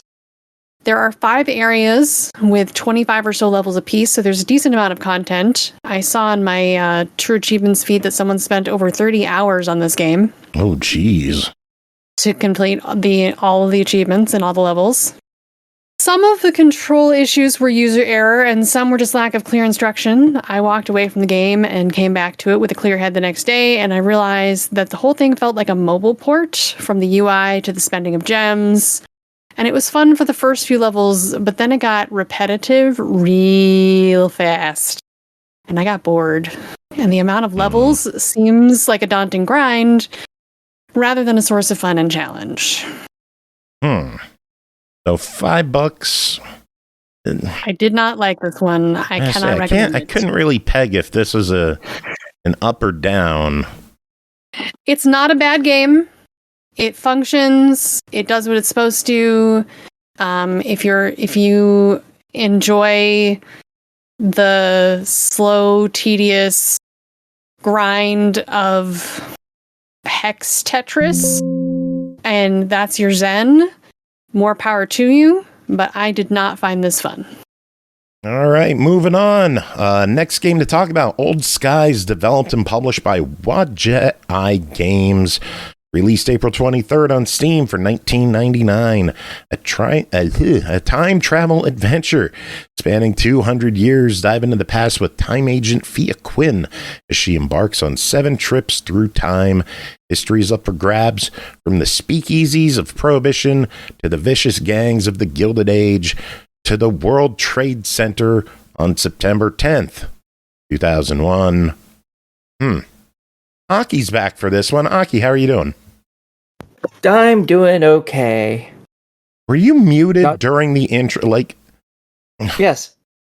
So on the ball. Tell us, what is Old Skies? Okay. This is a point-and-click adventure puzzle game where you control Miss Fia, and basically she works for a time-traveling agency. She takes people back to, relive an old memory, or occasionally to change some things, which they're not technically supposed to do. But hey, interacting with people in the past changes shit. It is what it is. It happens to such a degree that most people aren't kept in a form of stasis with the timeline. Only the people that work at this agency do. So sometimes you're in the middle of a conversation with just some random person, and then suddenly a wave goes through and they're just gone. They never existed. Because time has changed just enough to where the butterfly effect happened and they don't exist.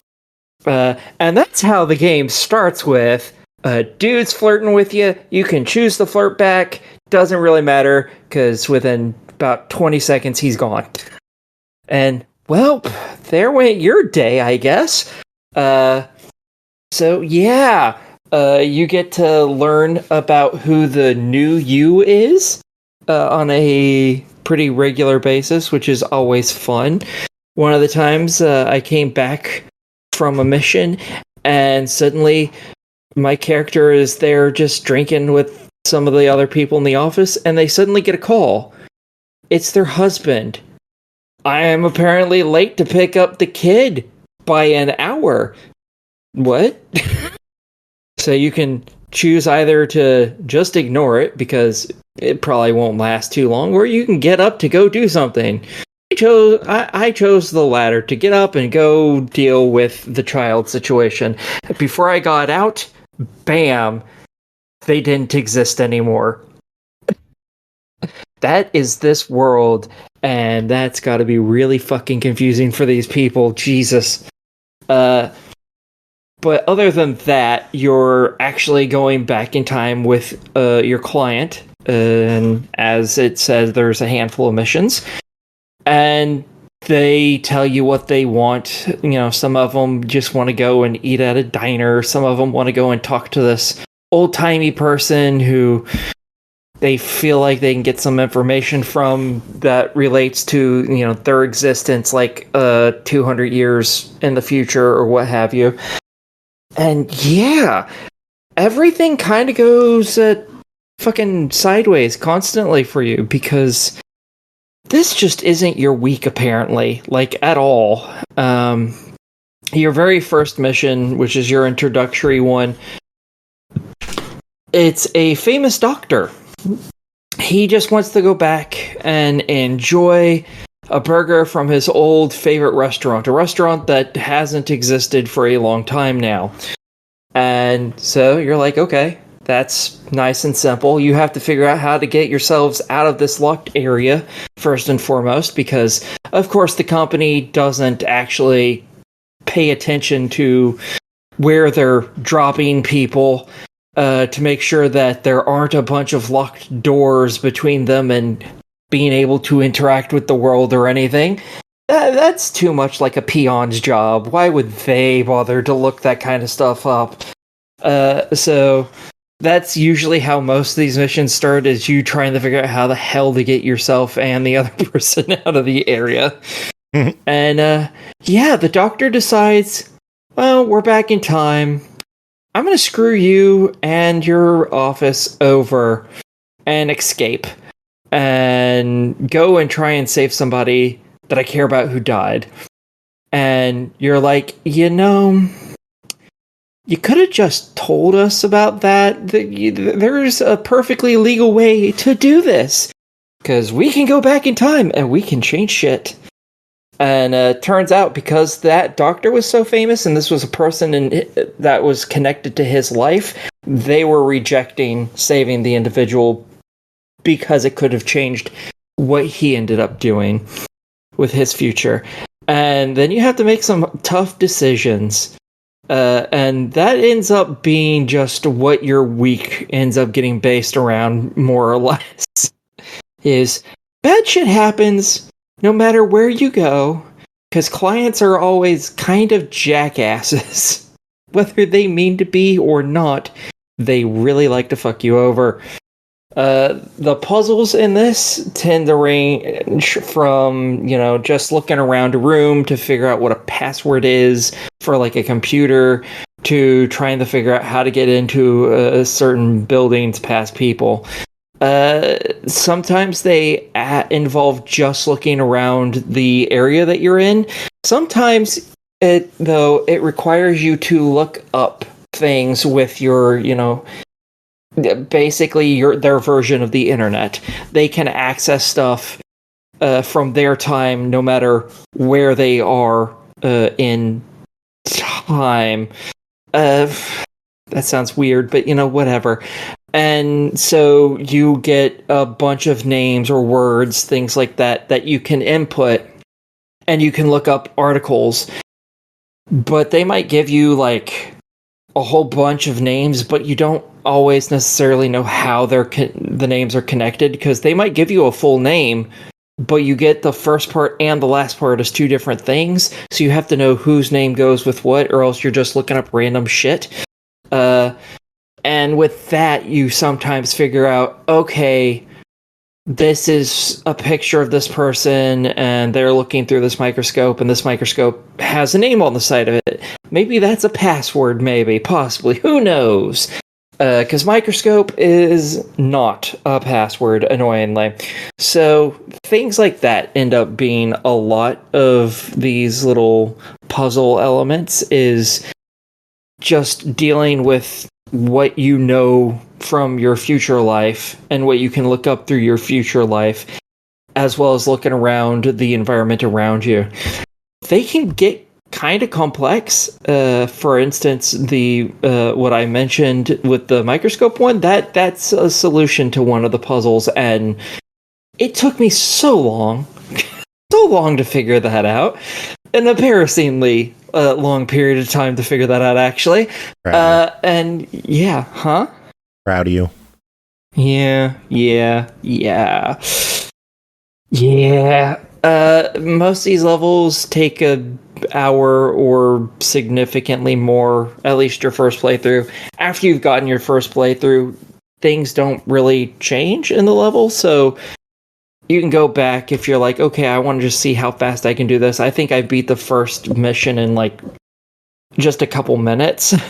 Once I went back to the very beginning and was like, okay, let's do this. I think it took me like 4 or 5 minutes at most, and the first time it took me like an hour and a half. So, wow.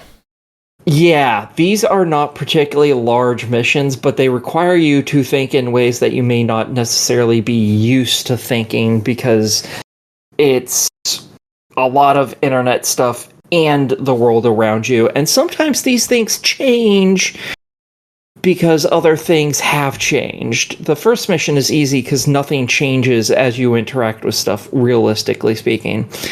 In later missions, the future changes because of stuff that you have done in the past, and that can make getting information a little more tricky, because now the information you have access to has changed, and that might mess you up.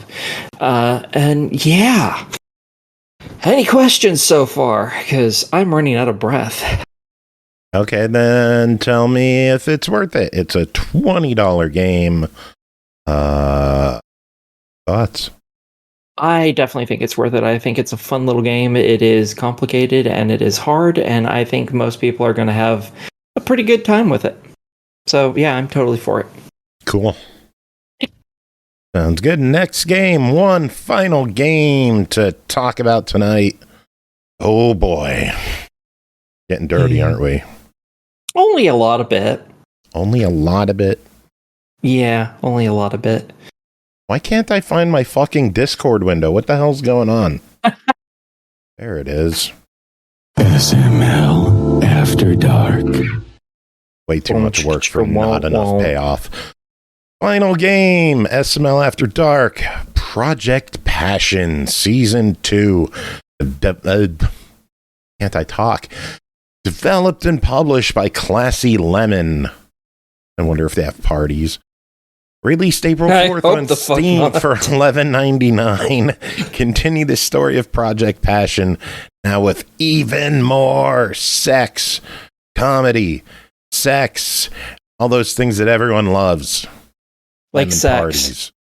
Continue your fun-filled space adventure and continue developing your relationships with the girls you've come to know and love. Oh, Aki. I think I'm going to need you to tell us a little bit about this one, right? Yeah. Let's do it. Oh my. Okay, so obviously this is the second installment to this series. So anyway. Oh shit. So this is the second installment to this series.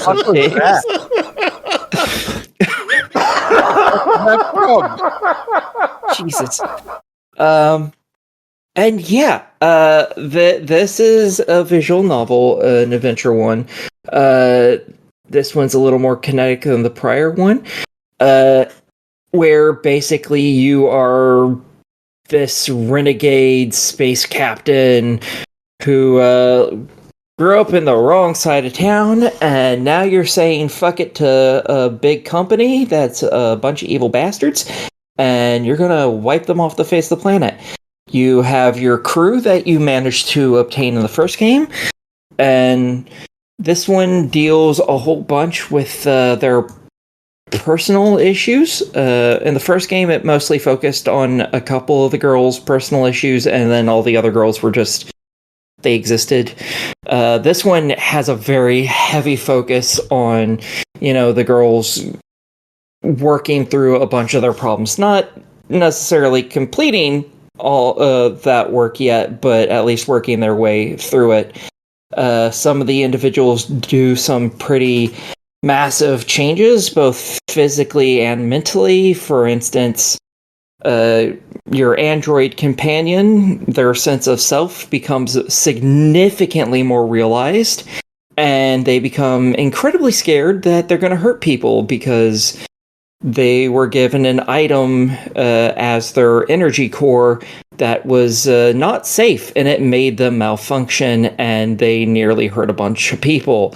So you end up having to deal with that individual with, her more realized sense of self, as well as trying to get her to feel like she's not a monster that's going to hurt the crew that she's come to feel as like a family.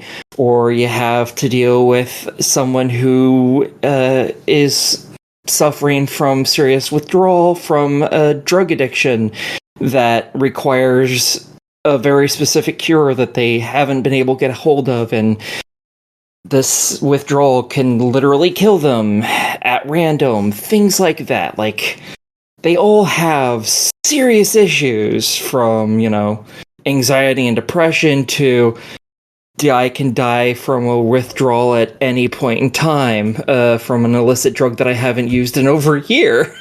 This doesn't sound very horny. It is extremely horny, but it also has story. That's why I like it so much. Difficult. So anyway. Difficult, but not impossible to masturbate to. Oh, Lord, that stayed. All right, then. Jesus Christ. I don't know where to go from that. I can't unsee the bear now. Gosh. The bear. Oh, God. Do I even want to know what you're talking about? Oh, no. Oh, no. What bear? What are we talking about? Oh. Focus. Me. Sorry. Oh. So, yeah, there is a lot of sex in this. Every probably 20 pages worth of words, maybe, if it takes that long to get to. The girls really rely on you for a bunch of comfort, and they want one very specific type of comfort from you, and that comfort is a lot of dickings. So yeah, there's a lot of sex in this. It just comes with the feel good of helping them, oh Jesus. Feel good of helping them get through their shit. Or I guess technically you can pile onto it if you want to choose the bad options. Because basically every time you have a conversation, you have a choice typically between three options. One is the friendly option, one is the aggressive option, and the last one is ironically referred to as witty. It's not very witty.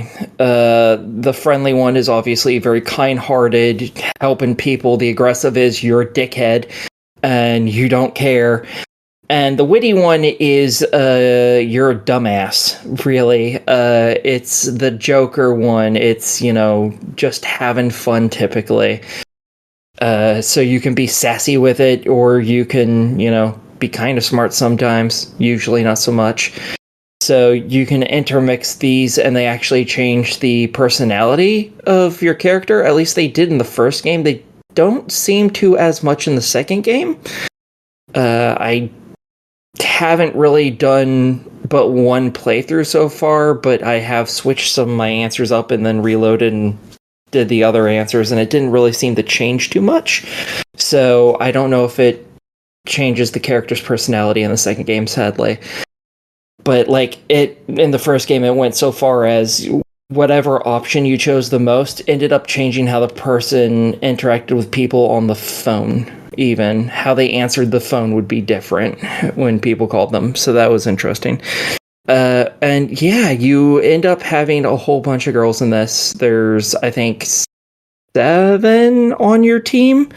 And obviously, if you've romanced them in the first one, you can keep getting dirty with them. This game allows you either to load a prior save from the end of the first game, or you can go in and actually fill out a little questionnaire of, hey, what did you do in the prior game? Just in case your save isn't able to get loaded, because some people had issues with that.